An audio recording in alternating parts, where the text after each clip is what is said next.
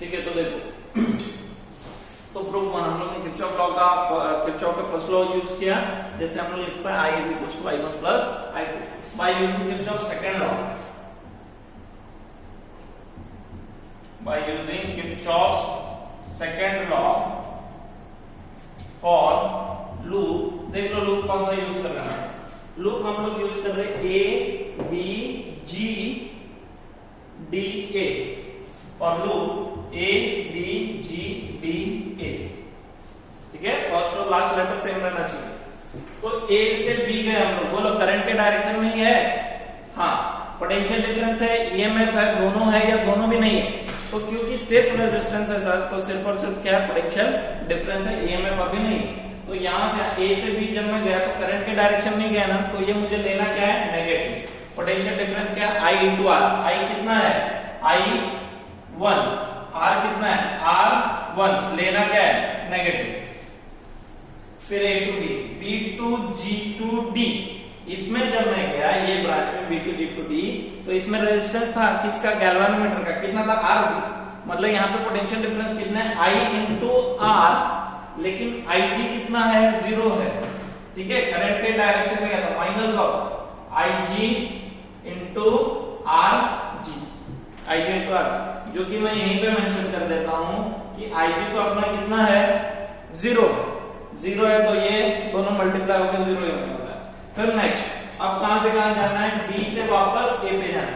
जब मैं D से वापस A पे जा रहा था तो पोटेंशियल डिफरेंस कितना कहते हैं sir, V into I into R, I कितना है, I, R कितना है, R3, साइन क्या देना पड़ेगा, तो जब मैं यहां से यहां जा रहा था तो करंट के डायरेक्शन में नहीं, करंट के अपोजिट डायरेक्शन में जा रहा था, इसीलिए यहां पे क्या लेना पड़ेगा, पॉजिटिव, इक्वल्स टू क्या हो जाएगा, 0, है ना, इक्वल्स टू 0। देखो ये तो 0 है, मतलब यहां से आया मुझे minus of I1 into R1, ये तो 0 हो गया, इक्वल्स टू, अगर इसको वो साइड भेजूंगा मैं तो minus of I2 into R3, जिसमें से माइनस माइनस साइन कट हो गया और बचता क्या है, I1 R1 will be equals to I2 R3,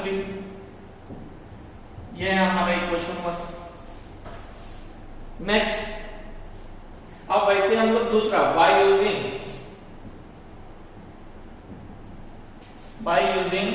same Kirchhoff second law to loop क्या ले रहे हैं, B C D G B, B C D G B, मतलब अब हम लोग ऐसे घूमने वाले हैं। तो चलो सबसे पहले B टू C क्या है, सिर्फ और सिर्फ पोटेंशियल डिफरेंस है, कितने का, I इंटू R, मतलब I1 into R2, I1 into R2। अच्छा बताओ क्या लेंगे साइन, क्योंकि मैं जब B टू C गया तो करंट के ही डायरेक्शन में गया है, इसीलिए माइनस। फिर नेक्स्ट C टू D जाने में पोटेंशियल डिफरेंस कितने का है, I इंटू R, I है I2 और रेजिस्टेंस है R4, साइन कन्वेंशन क्या लेंगे, अपोजिट डायरेक्शन है, इसीलिए प्लस। और जब D to G to B गए तो क्या है, I इंटू R, I में है IG, R में है RG, क्योंकि अपोजिट डायरेक्शन में थे तो वापस प्लस, इक्वल्स टू क्या आ गया, 0, वापस बता दो IG कितना है, 0 है, तो ये क्वांटिटी 0 होने वाला है। तो बचा क्या हमारे पास, माइनस ऑफ I1 R2, ये क्वांटिटी 0 है, इक्वल्स टू साइन, इसको वो साइड भेजता हूं, will be equals to I2 R4, ये माइनस में माइनस माइनस कट होता है, बचता है I1 R2 will be equals to I2 R4, ये इक्वेशन 2। देखो दिख रहा है, फर्स्ट इक्वेशन है, सेकंड इक्वेशन। अब हम लोग क्या करते हैं, तो फर्स्ट इक्वेशन से सेकंड इक्वेशन को डिवाइड कर देते हैं, मतलब यहाँ पे डिवाइडिंग इक्वेशन 1 बाय इक्वेशन 2। जरा देखो तो इक्वेशन 1 और इक्वेशन 2 को अगर मैं डिवाइड कर दूं तो इक्वल्स टू के लेफ्ट साइड पे क्या आता है, इक्वल्स टू के लेफ्ट साइड पे आ जाएगा यहां से I1 और R डिवाइड बाय, यहां पे राइट साइड पे क्या था, I2 R3, और डिवाइड पे क्या आ जाएगा, इक्वेशन 2 जिसमें लेफ्ट में है I1 R2 और यहाँ पे I2 और इसमें I2 कट हो जाएगा। ये देखो, इसमें I1 कट और इसमें I2 एंड I2 कट। बताओ इक्वेशन में क्या बचा? इक्वेशन में सिर्फ और सिर्फ बचता है R1 by R2 will be equals to R3 by R4 और यही हमारा रिक्वायर्ड इक्वेशन था, जो कि कौन कह रहा था? व्हीटस्टोन कह रहा था। समझा ये बात? तो एक तो ये तरीका है कि हम लोग किरचॉफ के दोनों फर्स्ट लॉ सेकंड लॉ, इसमें तो सेकंड लॉ में ही सॉल्व हो गया, फर्स्ट लॉ की जरूरत नहीं पड़ी, बस हम लोग ने देख लिया कि लिख क्या सकते हैं। तो किरचॉफ के सेकंड लॉ का यूज करके दो इक्वेशन बनाया, दोनों का डिवाइड किया, तो जो रिक्वायर्ड था वो आ गया। मतलब ये फॉलो होता है व्हीटस्टोन के नेटवर्क में अगर ये कंडीशन है, मतलब बैलेंस कंडीशन हम लोग ने अचीव किया हुआ है। तो सेकंड प्रूफ भी देख लेते हैं, प्रूफ 2। ये तो बहुत ही इजी है। अच्छा बताओ, ये प्रूफ समझने के लिए मैं बोलता हूं कि 5 इज इक्वल टू 5। अगर ऐसा मैं कह रहा हूं, कुछ भी ऐसा, तो मैं अगर इस इक्वेशन को -2 कर दूं और इस इक्वेशन को भी -2 कर दूं तो भी तो सेम ही आएगा। मतलब 5 - 2 will be equal to 3, 5 - 2 will be equal to 3। मैं वापस कहता हूं, देखो लिख रहा हूं मैं ऐसे 5 इक्वल टू 5, 5 इक्वल टू 5। मैंने क्या किया, यहाँ पे 10 माइनस और यहाँ पे 10 माइनस, तो 10 - 5 5, 10 - 5 5, वापस तो इक्वल आ गया ना। सिंपल सा ये बेसिक इक्वेशन यूज करना है हमको। हाँ, ये समझ जाओ जरा कि जैसे बी पॉइंट है ना, बी पॉइंट के पोटेंशियल को हम लोग लिखेंगे वी बी, ए पॉइंट के पोटेंशियल को लिखेंगे वी ए, सी पॉइंट के पोटेंशियल को रिप्रेजेंट करेंगे बाय वी और छोटा सा सी। वैसे देखो, तो ये कंडीशन कौन सा है कि बी पॉइंट, अगर इसमें से करंट फ्लो नहीं हो रहा है, इसका मतलब ये है कि ये बी पॉइंट और ये डी पॉइंट दोनों का पोटेंशियल क्या है? सेम है ना। Therefore, we can write for equipotential points B and D. For equipotential points B and D, we can write, लिख देना, we can write VB is equals to VD, है ना। दोनों इक्विपोटेंशियल है, इसलिए हम लोग VB इक्वल्स टू VD लिख सकते हैं। नेक्स्ट लाइन करें, VB इक्वल्स टू VD, ये लिखा है ना हमने।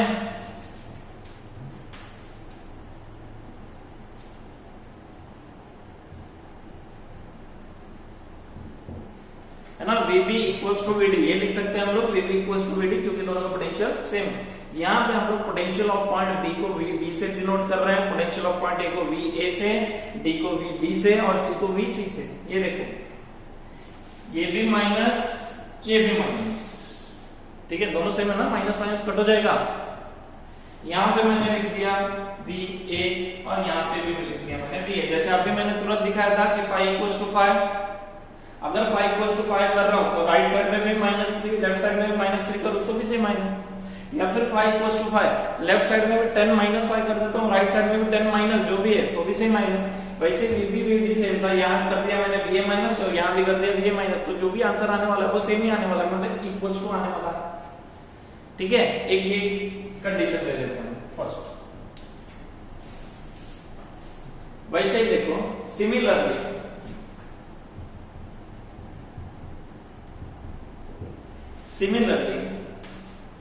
कि जैसे VB इक्वल्स टू VD है, तो we can write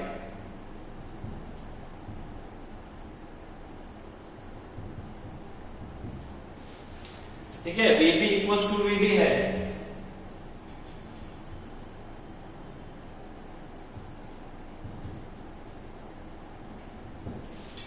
VB equals to VD है, तो जैसे हम लोग VB इक्वल्स टू VD था, मैंने यहाँ पे माइनस माइनस करके VA ले लिया, वैसे यहाँ पे वापस देखो माइनस माइनस, है ना, VB VD, पहले A था तो VA से माइनस किया और बाद में C है तो VC माइनस करूंगा, मतलब यहाँ पे माइनस VC और यहाँ भी माइनस VC, तो अभी भी ये इक्वेशन इक्वल ही रहेगा। मैं ऐसा कर सकता हूं कि VB was equals to VD, तो VB minus VC should be equals to VD minus VC। ये इक्वेशन 2। अच्छा लेकिन मुझे बताओ VA माइनस VB है क्या? तो VA पोटेंशियल है ए पॉइंट का, VB पोटेंशियल है बी पॉइंट का। तो जैसे मान लो VA पॉइंट का पोटेंशियल है 10 और VB पॉइंट का पोटेंशियल है 5, तो VA माइनस VB मतलब 10 माइनस 5, मतलब जो आंसर आ रहा है वो क्या है? वो यहाँ पे पोटेंशियल ड्रॉप है ना। ठीक है, ये दोनों पॉइंट्स के बीच का पोटेंशियल, जो मैं यहाँ पे बोलता था कि अगर ये 10 वोल्ट पोटेंशियल डिफरेंस मुझे बता रहा है, मान लो ये लोअर पोटेंशियल 0 भी हो सकता है, हायर पोटेंशियल 10 भी हो सकता है, या फिर ये 10 भी हो सकता है, ये हायर पोटेंशियल 20 भी हो सकता है। डिफरेंस क्या बताता है? दोनों के बीच का डिफरेंस। ठीक है, तो VA potential VB potential minus कर दो तो वो A और B पॉइंट के बीच का पोटेंशियल डिफरेंस बताएगा, या फिर ड्रॉप बोल सकते हो। तो VA माइनस VB क्या है?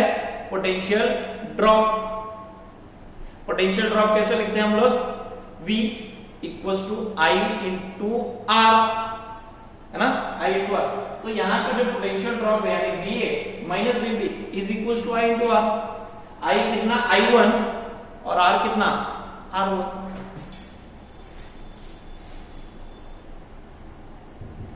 Also VA minus VB is equals to I1 into R1। वैसे ही बताओ कि VA minus VD क्या होगा? VA minus VD, ये VA minus VD क्या है? इस ब्रांच के बीच, इस ब्रांच का पोटेंशियल ड्रॉप या फिर डिफरेंस बोल सकते हो। और पोटेंशियल डिफरेंस या फिर पोटेंशियल ड्रॉप V होता क्या? I into R। इसमें से I कितना जा रहा है? I2, R कितना है? R2। तो VA minus VD will be equals to I2 into R2, I2 into R2। ठीक है, नेक्स्ट VB माइनस VC, जैसे यहाँ पे है ना VB माइनस VC, वैसे यहाँ पे VB माइनस VC, ये क्या हो जाएगा? ये हो जाएगा इस ब्रांच का पोटेंशियल ड्रॉप या फिर पोटेंशियल डिफरेंस बोल सकते हो। VB B पॉइंट का पोटेंशियल है, VC C पॉइंट का पोटेंशियल है, माइनस करूंगा तो पोटेंशियल डिफरेंस बताएगा। तो वो कितना हो जाएगा? I into R। I कितना है? I1, R कितना है? R2। VB minus VC will be equals to I1 into R2 and V similarly VD minus VC will be equals to I into R। I कितना है? I2 into R4, I2 into R4। अब देखो तो जरा VA minus VB क्या है? I1 R1। यहाँ देखो VA minus VB के जगह पे मैं क्या डालूंगा?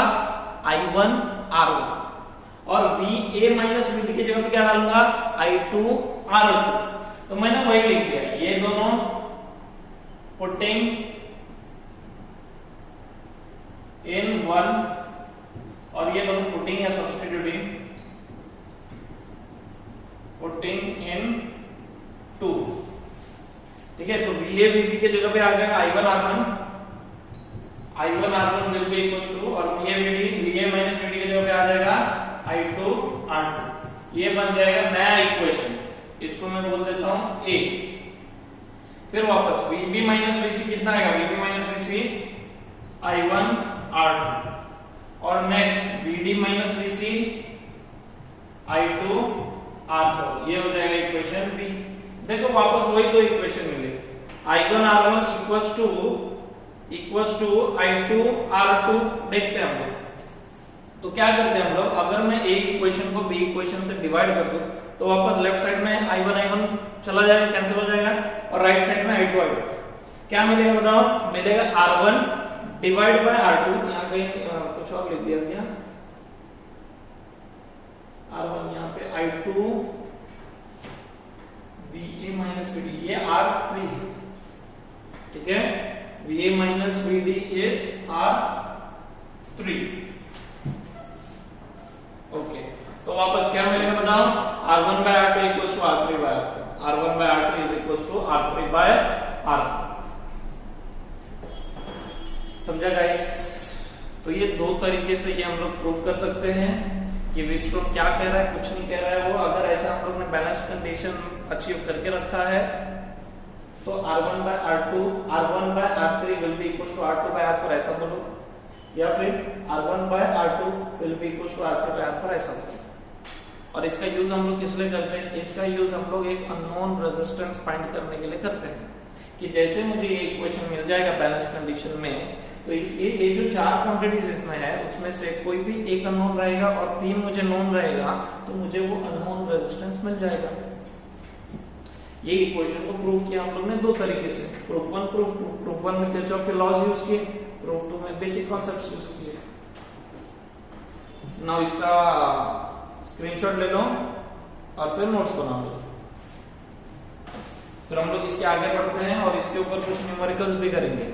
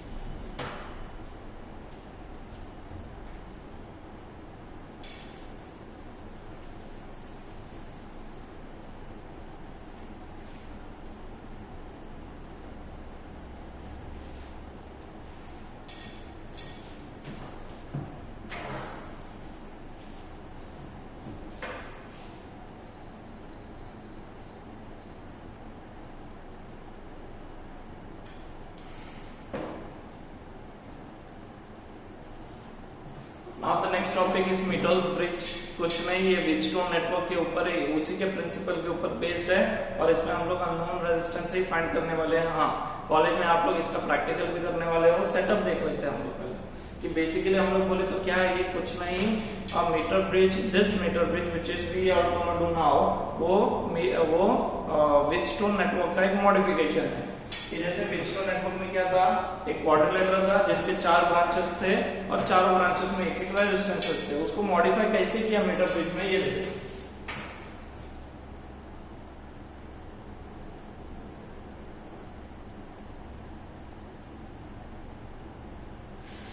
तो ये क्वाड्रिलेटरल,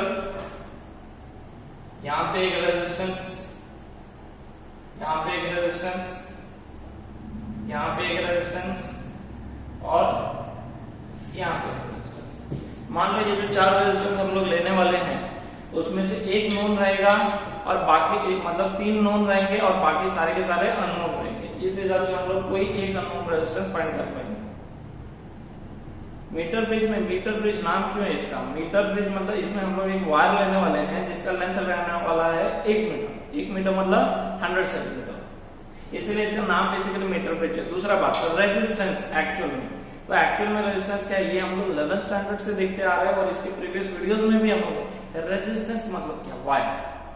मतलब एक वायर है, मेटल का बना हुआ है, वो कंडक्टर है, उसमें से करंट फ्लो होता है और उस करंट को वो वायर रेजिस्टेंस ऑफर करता है। और वो रेजिस्टेंस कैसे ऑफर करता है वो भी हम लोग देख चुके हैं मॉलिक्यूलर लेवल पे, उसी की बात कर रहे हैं हम लोग। तो रेजिस्टेंस जिसको मैं बना रहा हूं ऐसा, ये एक्चुअल में ऐसा थोड़ी, ये होगा क्या, ये वायर ही होगा, मतलब यहां से यहां। तो ये जो नीचे ये 2 ब्रांचेस है जिसमें रेजिस्टेंस है, उसको हम लोग 2 अलग अलग दिखाने के बजाय हम लोग ऐसा भी कर सकते हैं कि मान लो यहाँ पे एक वायर होगा, वो जो 2 रेजिस्टेंस से ऐसे, जो कि ऐसा था, कोई बात नहीं, ये जो ऐसा था मैंने जस्ट इसको ऐसे थोड़ा ऐसे दबा के पुश करके ऊपर स्ट्रेट कर दिया। मतलब यहां से यहां जाने के लिए रेजिस्टेंसेस किस फॉर्म में ले लिए, वायर फॉर्म में ले लिए। हाँ, ये वायर का मैं लेंथ कितना लेने वाला हूं, तो लेंथ लेने वाला हूं इसका 1 मीटर यानी 100 सेंटीमीटर, इसलिए मीटर ब्रिज भी बोलते हैं। नेक्स्ट, ये पॉइंट यहाँ पे फिक्स्ड है, ये पॉइंट यहाँ पे फिक्स्ड है और ये पॉइंट यहाँ पे फिक्स्ड है। इस पॉइंट और इस पॉइंट के बीच में मुझे एक रेजिस्टेंस लेना है और इस पॉइंट और इस पॉइंट के बीच में भी मुझे और एक रेजिस्टेंस लेना है। तो मैंने क्या किया, मेटल स्ट्रिप्स ले लिए। ये देखो, मेटल स्ट्रिप्स मतलब 2 एल शेप ले लिए ऐसे।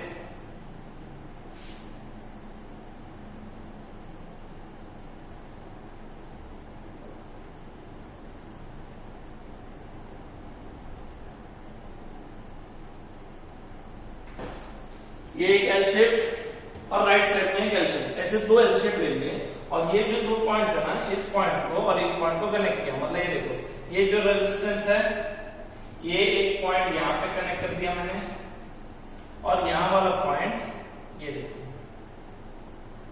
एक रेजिस्टेंस यहाँ पे ले अरेंजमेंट किया।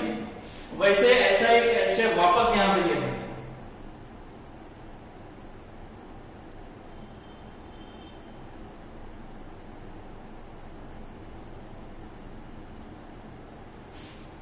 और ये जो मैंने ऐसे कनेक्ट किया था उसको पार्ट बाय पार्ट वाइज एक यहां से यहां पे कनेक्ट कर दिया और इसको यहां समझा कनेक्शन क्या किया मैंने, कैसे मॉडिफाई किया। तो स्टार्टिंग में वही चीज है, यहाँ एक रेजिस्टेंस, यहाँ एक रेजिस्टेंस और यहाँ एक था और यहाँ एक था, उनको मैंने दोनों को मिला के एक वायर फॉर्म में ऐसे ले लिया, लेंथ 1 मीटर। और फिर कॉपर के स्ट्रिप्स के ये दो है जिसमें एल शेप और एक है स्ट्रेट में, उसके एंड पॉइंट्स पे इन दोनों के बीच में एक रेजिस्टेंस ले लिया, इन दोनों के बीच में एक रेजिस्टेंस ले लिया। अब कोई एक अननोन रेजिस्टेंस फाइंड करना, मान लो मैं ये लेफ्ट एंड बोलूंगा या फिर लेफ्ट गैप बोलूंगा और इसको भी लेफ्ट गैप बोलूंगा, ये मेरा एक लेफ्ट हैंड हो जाएगा और ये मेरा एक राइट हैंड हो जाएगा वायर। अब ये वायर कैसे लेना है, तो वायर के बारे में बोला जाएगा यूनिफॉर्म होना चाहिए, होमोजेनियस होना चाहिए। वायर तो हमारा मेनली ये मैंने थोड़ा बड़ा करके रखा है, तो जो हमारा वायर है जिसका क्रॉस सेक्शन कैसा है, सर्कुलर, वायर को अगर मैं काटूंगा तो उसका क्रॉस सेक्शन कैसा आएगा, सर्कुलर आएगा। ये यूनिफॉर्म होना चाहिए, ठीक है, यूनिफॉर्म होना चाहिए। मतलब ऐसा नहीं कि यहाँ पे मोटा है फिर यहाँ पे पतला हो गया फिर यहाँ पे थोड़ा मोटा हो गया, ये ऐसा नहीं। यूनिफॉर्म मतलब स्ट्रेट, यहां से यहाँ ये एंड पे जाने हो, जैसे हमको कभी कभी लेते हैं ना स्ट्रेट वायर को, अगर आप बहुत बार मोड़ दोगे तो उसका क्या होगा, उसका जो लेंथ है जो कि स्ट्रेट है वो मुड़ा हुआ नजर आएगा। ऐसा भी पॉसिबल हो सकता है कि अगर आप खींचोगे तो खींचने के बाद जो डायमीटर उसमें थोड़ी कमी आती है, तो वैसा नहीं चाहिए। हमें एक यूनिफॉर्म स्ट्रेट वायर चाहिए जिसका क्रॉस सेक्शन थ्रू आउट क्या हो, सेम हो, होमोजेनियस होना चाहिए। होमोजेनियस होना चाहिए मतलब ऐसा भी नहीं है कि यहाँ पे डेंसिटी ज्यादा है यहाँ पे डेंसिटी कम है, या फिर यहाँ पे जो वायर है वो कोई अलग मटेरियल का बना है, यहाँ पे वायर कोई अलग मटेरियल का बना है, ऐसा नहीं चाहिए। तो थ्रू आउट सेम मटेरियल का वायर चाहिए, थ्रू आउट उसका क्रॉस सेक्शन सेम होना चाहिए, वो लेंथ में 1 मीटर का होना चाहिए और स्ट्रेट होना चाहिए। इतने कुछ क्राइटेरिया है, मतलब यूनिफॉर्म होना चाहिए, होमोजेनियस होना चाहिए, ठीक है। तो हम लोग ने देखा है कि वायर में ही रेजिस्टेंस होता है, ठीक है। एक टर्म था रेजिस्टेंस और एक टर्म था रेजिस्टिविटी। रेजिस्टिविटी किसका प्रॉपर्टी है, तो मटेरियल का। रेजिस्टेंस और रेजिस्टिविटी रिलेटेड था R = ρL/A। अगर याद है कि हम लोग ने पाया था कि रेजिस्टेंस जो है, ये इक्वेशन याद आना बहुत जरूरी है।